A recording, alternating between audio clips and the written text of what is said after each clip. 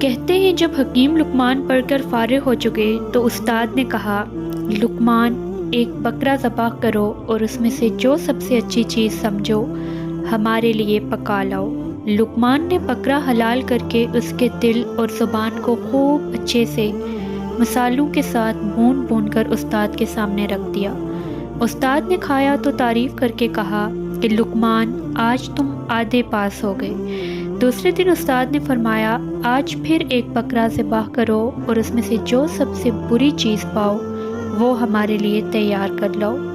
لقمان نے پہلے کی طرح پھر بکرا ذبح کیا اور دل اور زبان ہی کو چن لیا، مگر اس بار اس ترکیب سے پکایا کہ زبان میٹھی پکائی اور دل کڑوا، اور پھر دونوں کو ملا کر استاد کے سامنے لا رکھا۔ استاد نے کھایا تو بدمزہ پا کر پوچھا، لقمان آج کیا پکا لائے؟ لقمان نے جواب دیا کہ حضور وہی دل اور زبان جو آپس میں موافق نہیں۔ استاد نے فرمایا، جاؤ اب تم بالکل پاس ہو گئے۔ حکیم لقمان نے دونوں دفعہ کیسی اچھی چیزیں چنی، سچ مچ ایک جیسے دل اور زبان سے بڑھ کر کوئی نعمت لطیف اور لذیذ نہیں، اور نہ ایک دوسرے سے مخالف دل اور زبان سے زیادہ کوئی چیز بری اور بدمزہ نہیں ہے۔